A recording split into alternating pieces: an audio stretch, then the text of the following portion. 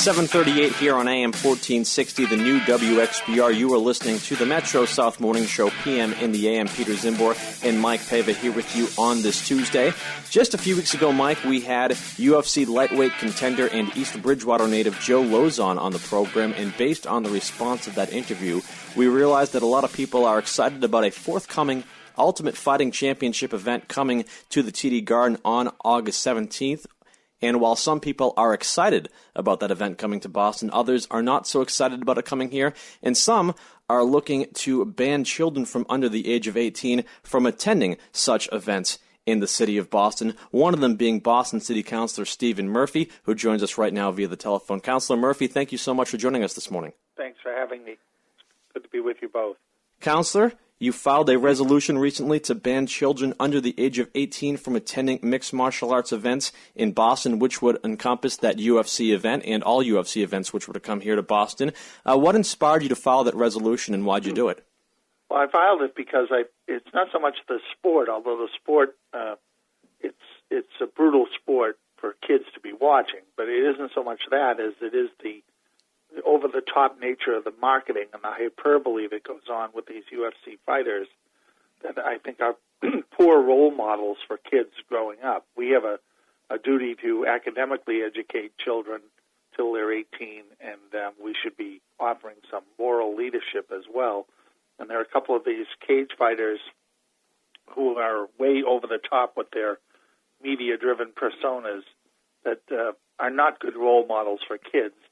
And I don't think kids should be subjected to listening and seeing them in their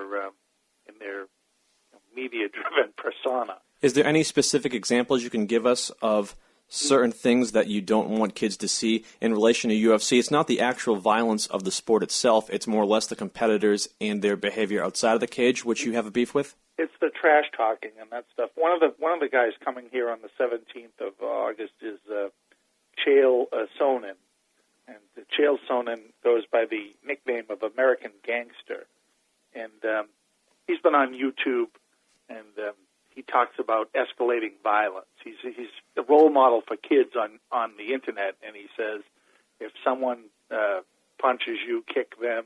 If they kick you, stab them. If they stab you, shoot them. And if they shoot you, then go kill their whole family. So this is the stuff that I think is over the top and doesn't belong in any kind of a sport, doesn't belong in society, and certainly doesn't belong being promoted so that children can follow it. And the city of Boston last month, we received a grant from the federal government for $700,000 to fight violence against women. It went to the Boston Police Department to their efforts to fight violence against women. There's another UFC fighter that produced a video on the internet of how to rape a woman, and his name is Rampage, and he talks about buying chloroform to relax her and buying plenty of zip ties, and goes through this make-believe stalking and rape of a woman in a parking garage so that kids can see. And I just think this stuff has no place in our society. It doesn't belong there. So rather than ban the sport at TD Garden, which I could have done, I decided to take the children's piece out of it and say that anybody under the age of 18 must be accompanied by a parent. It's similar to the labels on movies, you know.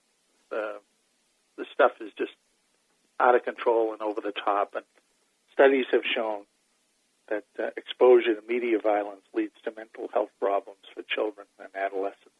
The Rampage situation, which you just mentioned, was not a situation I was aware of. I think at best it was probably an ill-advised attempt at humor. At worst, it was far worse than that. Do you think that comments like that is indicative of the overwhelming majority of UFC fighters and MMA competitors, or do you think these are isolated incidents? They're probably isolated incidents, but the tipping point comes when the UFC doesn't do anything.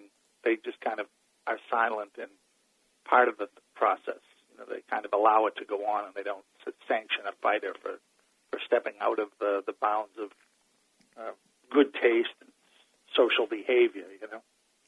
A lot of people would say that there are plenty of athletes across the board in major American sports outside of the realm of mixed martial arts who aren't exactly good role models for children, and children are not banned from watching those events. What would you say to those people? Well, if Dustin Pedroia or David Ortiz put together a how to rape a woman video on YouTube, how long do you think they'd be employed by the Boston Red Sox?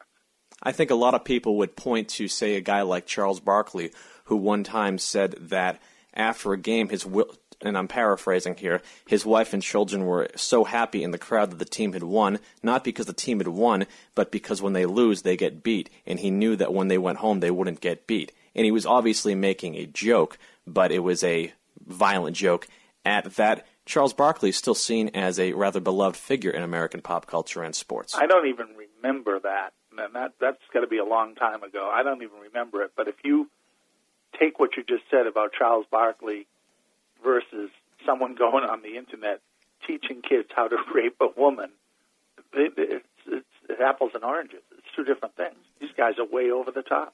Once again, we're chatting with Stephen Murphy, Boston City Council President here on AM 1460, the new WXBR. Councilor, I don't know if you're aware of this, but a lot of mixed martial arts websites who wrote about this issue when it came to light just last week, a lot of them took aim, of all places, at the Culinary Workers Union in Las Vegas, which has had a public dispute with the UFC for a few years as a result of the majority owners, the Fertitta brothers, owning station casinos in Las Vegas, which are casinos which do not employ union culinary workers. As a result of that, they have tried to set up hurdles for the UFC pretty much everywhere they've gone, and a lot of mixed martial arts websites have claimed that this is nothing more than the culinary union getting involved and trying to create some hurdles for them in Massachusetts. Are you aware if that is true? I'm not. What inspired you to file this resolution? Because there were some websites that popped up, say no to UFC and whatnot, that I was not aware of, that I visited yesterday that had a plethora of video content and whatnot, some of them showing some of the things that you've referenced here throughout this interview. Who got in contact with you before you filed this resolution, or is this something that you thought of on your own when you initially found out this event was coming to Boston? It's something that is of my own making, and it follows. A couple of years ago, I filed a resolution about the video games that were coming out of the media. Some of these, like Grand Theft Auto, where these kids are running around, getting shot, shooting everything, and then they come back to life in the video game. And I just think that also is part and parcel to degeneration of values that we're seeing on the streets of the cities of America today. Once again, we're chatting with Boston City Council President Stephen Murphy here on AM 1460, the new WXBR. You mentioned earlier on in the interview it's not the sport itself which you have a problem with. It's a lot of the athletes and the way they conduct themselves outside of the realm of their sport which you have a problem with. Are you a fan of mixed martial arts or boxing or anything like that, or is it just not your cup of tea? No, when I was a kid, I was in a boxing program for 7 years, so I am a fan of boxing. Mixed martial arts, I've seen it on TV before. It's a good sport. It's a little rough, but it's okay. Now, this resolution, which you passed a few weeks ago, attempting to get children under the age of 18 banned at mixed martial arts events, is there any way it takes effect before the show next weekend, or is that just not within the timeline of reality? I just filed it at the last council meeting, which was July 31st. We're having a hearing on it August 13th. We don't license it, so we don't license the TV Garden. Ours is just a resolution encouraging those who do license it put together new rules. It could take effect if the licensing authorities were to come in and support it. It may not take effect by the 17th of August anyway. It may not take effect at all. It still has to go through our process here at City Council. What feedback have you received from this resolution thus far, both positive and negative? I'm sure you've heard from people on both sides. I have. With every piece of legislation you file, you hear from both sides. So we're having a public hearing on the 13th of August at City Hall, and that's when I expect we'll hear most of the feedback on either side of it. Has anyone from the UFC who are promoting this event on August 17th been in touch with you? Have you heard any feedback from them in relation to this matter? No. They're going to be invited to come. Do you think they'll attend? I don't. Once again, we've been chatting with Stephen Murphy, Boston City Council President here on AM 1460, the new WXBR. Council, I want to thank you so much for taking the time to speak with us this morning. Is there any final words for our listeners that you'd like to tell us about this issue this morning before we let you go?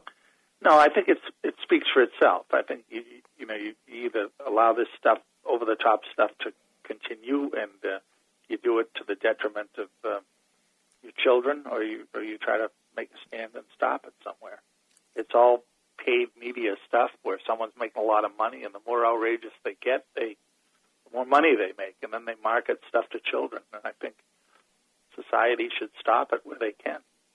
Well, we'll be following along with this issue, and we see how it plays out. Once again, thanks for coming on the program this morning. Is there anywhere folks can go to get more information about your viewpoint, Mr. Murphy? Yeah, they can go to my website, StephenJMurphy.com, or they can go on Facebook to my Stephen J. Murphy.